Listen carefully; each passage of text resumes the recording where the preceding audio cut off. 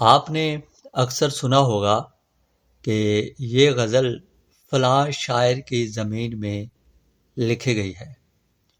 تو یہ غزل کی زمین کیا ہوتی ہے، یہ ہمارا آج کا موضوع ہے۔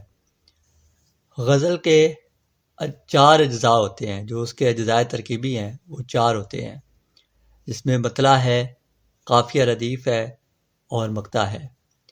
مطلع جس میں قافیہ اور جس کے دونوں مصرے جو ہیں وہ ہم قافیہ ہوتے ہیں اور ہم ردیف ہوتے ہیں۔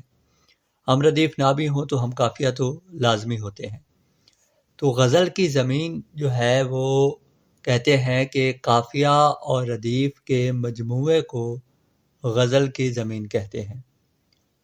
مثال کے طور پہ مرزا غالب کی یہ غزل ہے، دل ناداں تجھے ہوا کیا ہے، آخر اس درد کی دوا کیا ہے۔ اب یہ مطلع ہے اور اس میں آپ دیکھیں کہ دونوں مصروں کے جو قافیہ اور ردیف ہیں ان کو آپ ملائیں گے تو اس کو غزل کی زمین کہیں گے۔ تو دل ناداں تجھے ہوا کیا ہے، ہوا قافیہ ہے، کیا ہے ردیف ہے۔ آخر اس درد کی دوا کیا ہے، دوا قافیہ ہے اور کیا ہے ردیف ہے۔ تو ہوا اور دوا یہ قوافی ہیں اور کیا ہے جو ردیف ہے۔ تو غزل کی زمین کیا ہے، ہوا کیا ہے، دوا کیا ہے۔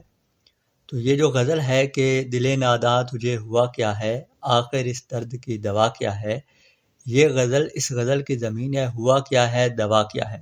اگر کوئی شاعر اسی قافیہ ردیف میں کوئی غزل لکھے گا تو ہم کہیں گے کہ اس نے غالب کی زمین میں غزل لکھی ہے۔